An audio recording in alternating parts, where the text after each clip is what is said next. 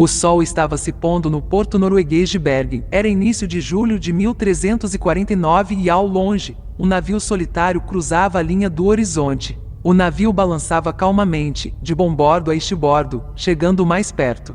Os habitantes de Bergen notaram suas velas esfarrapadas e falta de movimento a bordo. Tão gentilmente quanto parecia, o navio entrou no porto e encalhou. Todos os marinheiros estavam mortos. O povo da cidade estava ciente dos eventos que se desenrolavam no resto da Europa nos 2 anos anteriores. Uma força misteriosa, malévola e consumidora de vidas havia espalhado a morte e a decadência por todo o continente. Até aquele dia, eles haviam sido poupados. A mitologia nórdica costumava contar histórias de Naglar, um navio feito inteiramente das unhas dos mortos. Naglar apareceria no início do Ragnarok, o fim dos tempos. O navio transportaria as forças do caos para trazer destruição sobre os reinos dos deuses e da humanidade. Como Naglar, o navio fantasma surgiu do nada, carregando a bordo um agente de dissolução e caos, o flagelo da humanidade, a peste negra.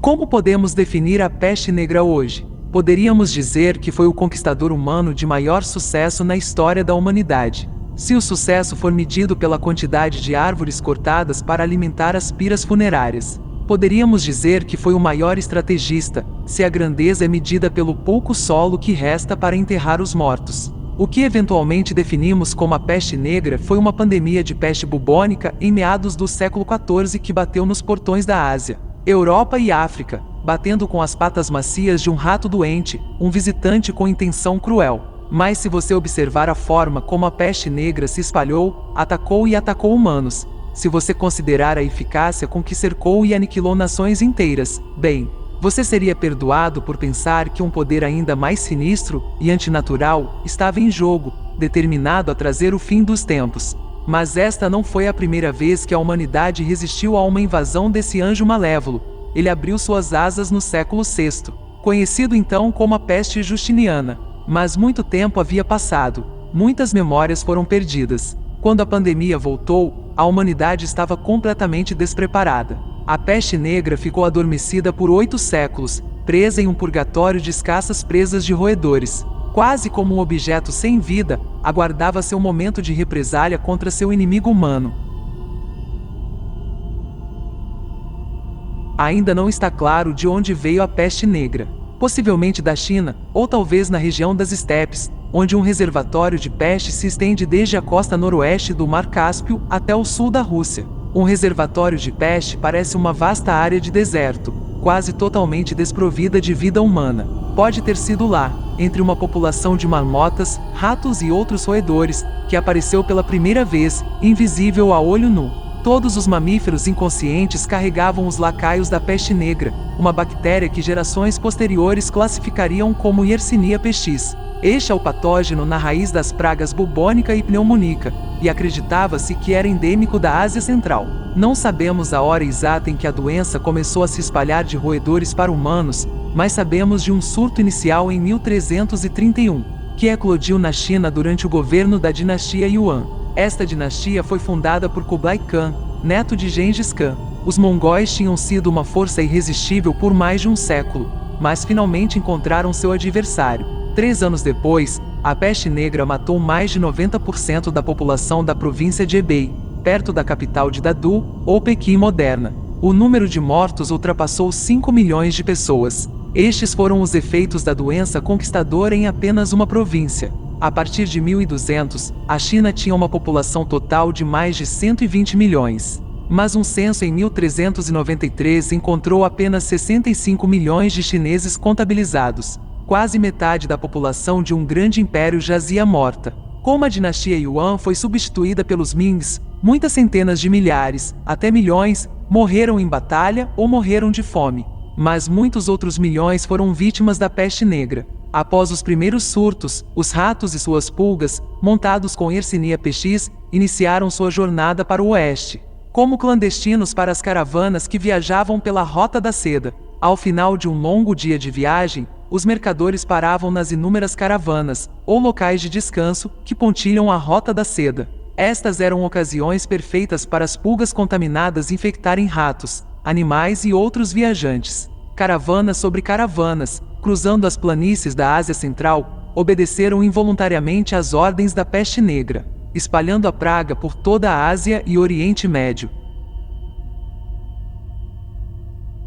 Ainda não está claro de onde veio a peste negra, possivelmente da China, ou talvez na região das estepes, onde um reservatório de peste se estende desde a costa noroeste do Mar Cáspio até o sul da Rússia. Em 1335, a peste negra havia infectado a Pérsia. Durante aquele ano, o governante mongol local Abu Said morreu de peste bubônica. Estima-se que 1/3 de todos os persas morreram na epidemia que se seguiu, um evento que marcou o início do fim do domínio mongol na região. Mais cidades e comunidades da Ásia Central caíram uma a uma, sob a sombra do Anjo da Morte, Talas, Samarcanda, até Sarai. Esta era a capital de outro estado mongol, o Kanato da Horda Dourada. É como se a peste negra tivesse um rancor pessoal contra os mongóis. Talvez simplesmente tenha explorado sua lendária mobilidade para alcançar os 4 cantos do mundo, cobrando um preço após cada passagem.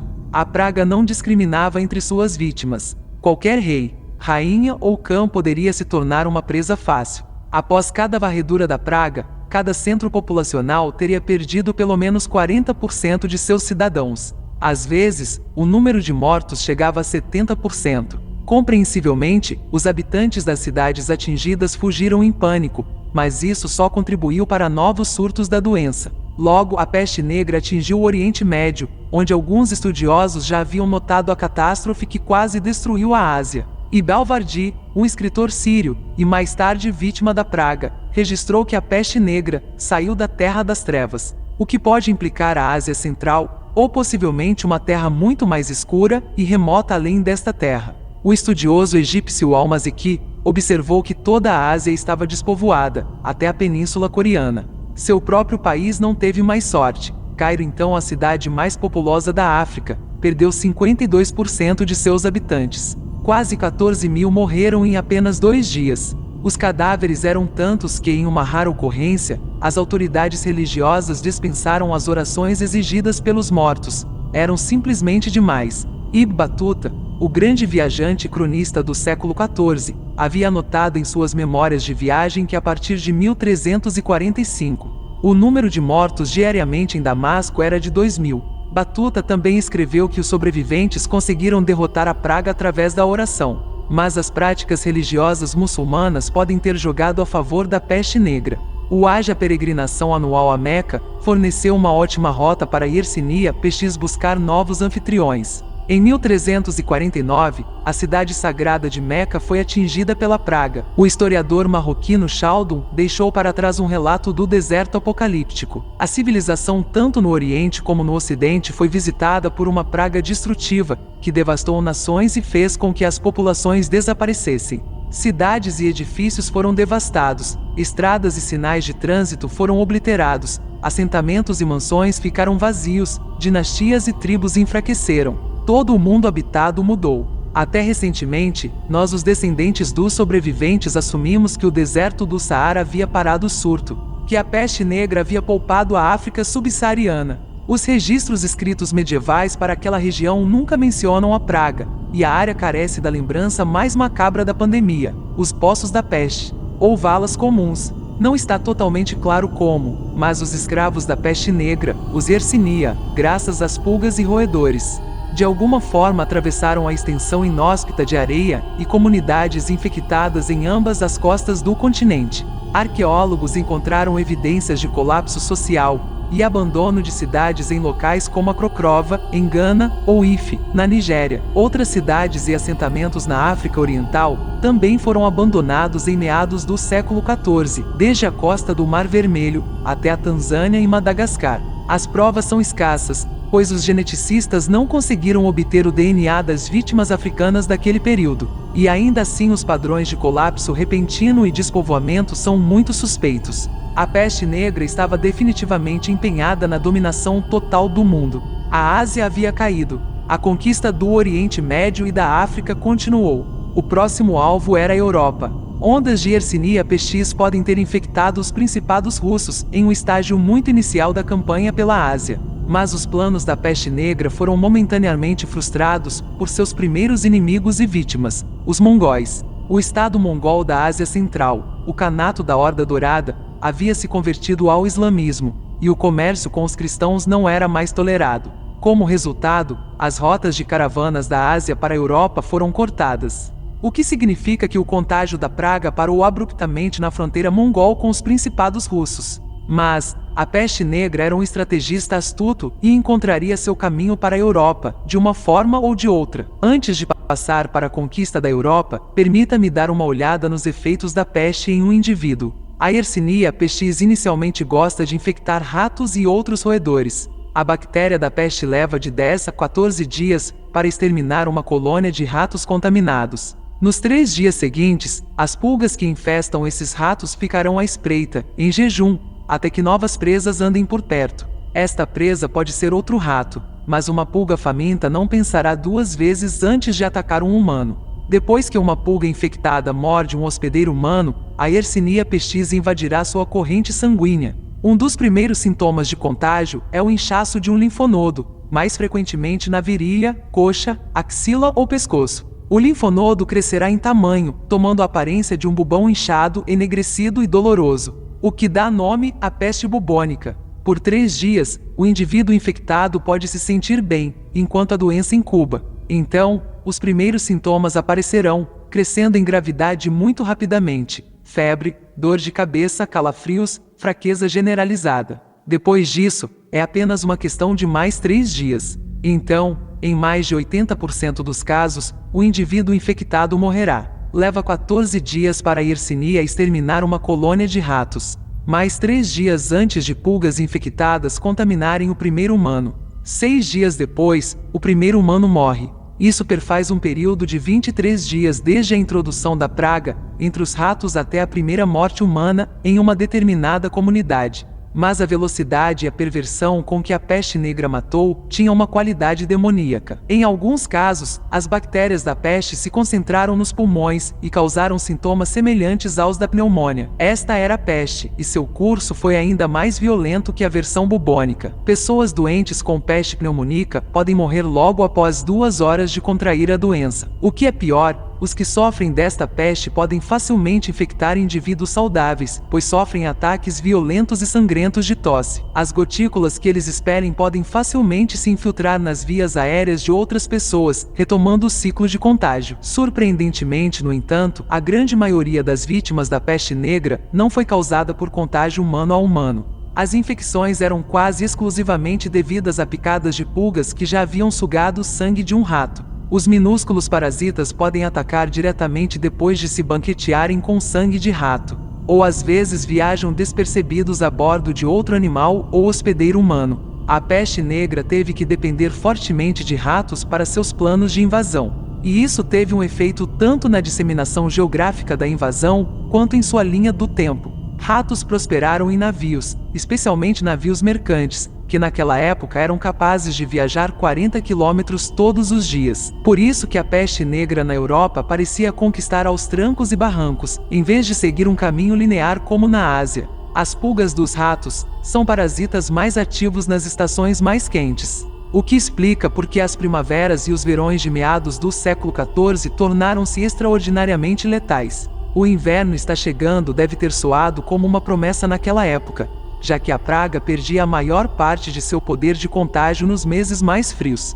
Os médicos da época pouco podiam fazer para combater a peste negra. A forma mais comum de tratamento era lançar ou perfurar os bubões, que expeliam um líquido preto fedorento. Outros métodos envolviam sangrar os doentes, ou lavar seus corpos com vinagre. Um livro muito posterior, Edward Hughes Plague Medicines of 1480, relata o medicamento comumente usado. Pegue um ovo recém-colocado, faça um buraco em cada extremidade, e sopre tudo o que está dentro, e coloque-o no fogo e deixe-o assar até que seja reduzido a pó, mas não o queime. Em seguida, pegue uma quantidade de melado bom e misture com cebolinha e boa cerveja.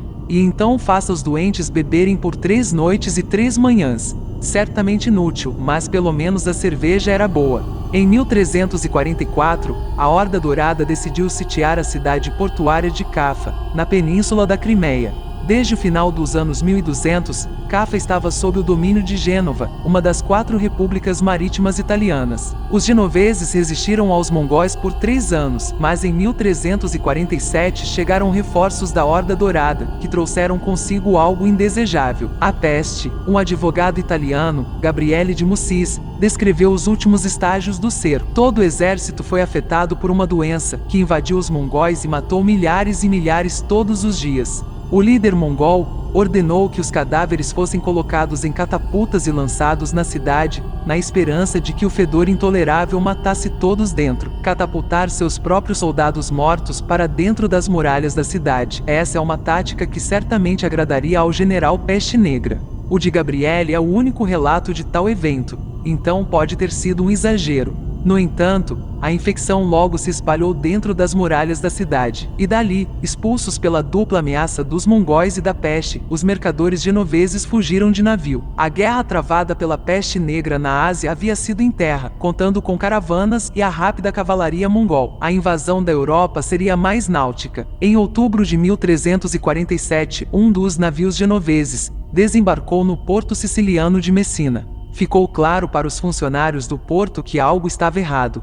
A maioria da tripulação estava morta, e o resto falava sobre uma doença misteriosa que os havia devastado. Os sobreviventes foram impedidos de deixar os navios e, depois de alguns dias, estavam todos mortos. Os marinheiros traziam nos ossos uma doença tão violenta que quem lhes dirigia uma palavra estava infectado e não podia de modo algum salvar-se da morte. Apareceu então, numa coxa ou num braço, uma pústula como uma lentilha. A partir disso, a infecção penetrou no corpo, e o vômito sangrento e violento começou. Durou um período de 3 dias e não havia como evitar que terminasse em morte. Assim, quem falasse uma palavra aos doentes estava infectado. Ninguém tinha pensado nos ratos. Fiel ao seu mestre negro, eles correram sobre as cordas que ligavam o navio às docas. Esses equilibristas eram os carrascos da Europa. O surto em Messina é frequentemente citado como o primeiro desembarque da peste negra na Europa. Mas os marinheiros genoveses de Caffa fizeram várias outras paradas, antes e depois de Messina, sempre espalhando a peste nos chamados saltos metastáticos. A peste negra chegou a Constantinopla em maio de 1347, de onde partiu da costa do Adriático. Chegou a Marsella em setembro. Ao longo do outono, os genoveses, ou aqueles que foram infectados por eles, desembarcaram em todos os principais centros comerciais do Mediterrâneo: Dubrovnik, Veneza, Pisa, Gênova, Valência. Todos esses portos foram as cabeças de ponte para a força de invasão, que chegou ao continente. Mais navios mercantes caíram para a peste negra, resultando em mais saltos metastáticos. Em março de 1348, o sul da França, o norte da Espanha e quase toda a Itália viviam sob a sombra do conquistador. A rica cidade-estado de Florença foi atingida com mais força do que outras cidades italianas. Estima-se que 70% de seus cidadãos morreram nos primeiros meses da praga. O surto inspirou o autor seminal Boccaccio a escrever seu Decameron. Assim ele descreve o massacre.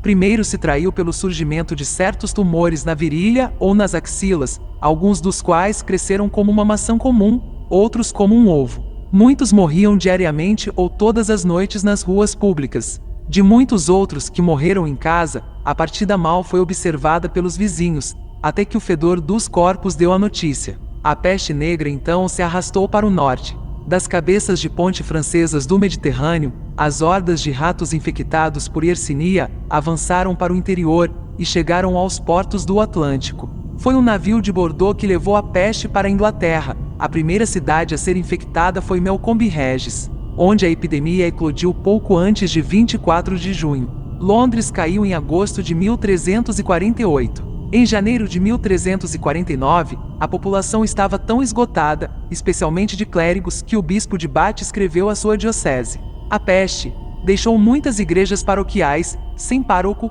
ou padre para cuidar de seus paroquianos. Portanto, se os paroquianos estão à beira da morte e não podem garantir os serviços de um padre, eles devem fazer confissão uns aos outros. Todo o reino havia sido contaminado no final de 1349.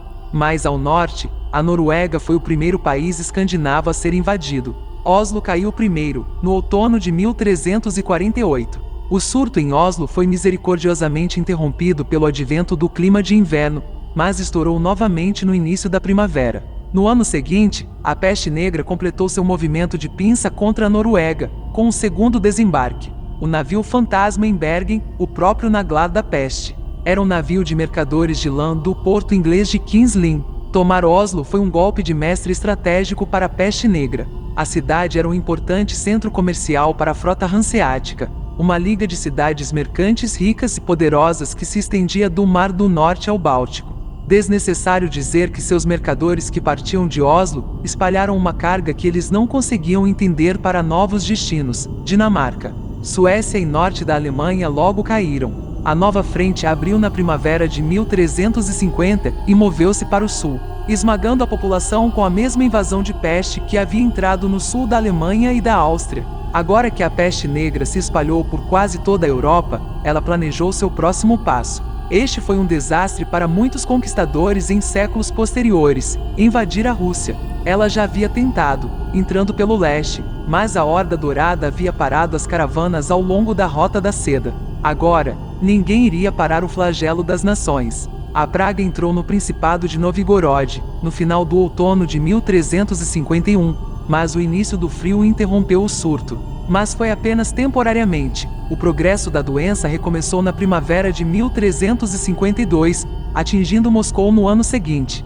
A peste negra alcançou a fronteira com a Horda Dourada, desta vez vindo do oeste, completando sua odisseia. No mesmo ano, a pandemia se esvaiu. Islândia e Finlândia foram os únicos países que escaparam do apocalipse. O resto do continente estava de joelhos.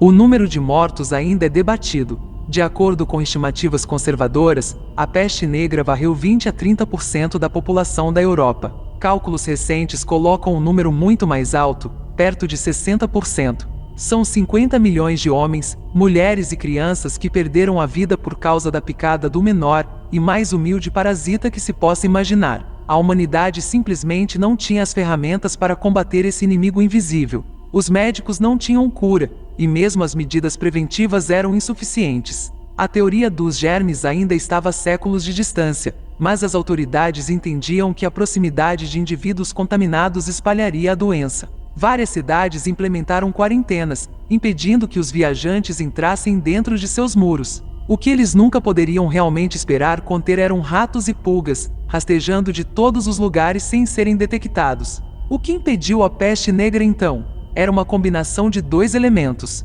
Primeiro, o início de invernos mais longos e frios que mataram as pulgas portadoras de pragas. Em segundo lugar, a própria doença era muito eficaz para ser eficiente. A praga matou suas vítimas muito rapidamente, ratos e humanos. Isso a impediu de viajar mais longe, levando as bactérias para mais e mais hospedeiros. A Europa, que se recuperou lentamente após o ano de 1353, foi um continente transformado. Surpreendentemente, algumas das mudanças sociais foram para melhor. As camadas mais pobres da população desfrutavam de uma dieta melhor, melhores condições de trabalho e uma expectativa de vida mais longa. Isso foi consequência da redução da força de trabalho, que levou os senhores feudais a aumentar os salários de seus trabalhadores, a encontrar formas inovadoras de aumentar a produtividade de suas terras. A epidemia também teve impacto na disseminação da cultura e da educação. Como as viagens às tradicionais cidades universitárias se tornaram perigosas,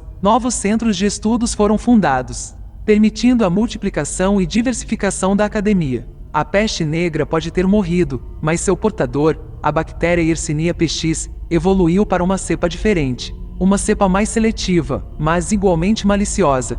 Uma que seria capaz de escolher suas vítimas com base em sua idade. Esta se tornou a segunda onda em 1361. Uma que visaria especificamente os níveis mais jovens da sociedade, os mais inocentes e vulneráveis. Isso ficaria conhecido como a Segunda Peste ou a Praga das Crianças, mas esta é uma história para outro dia.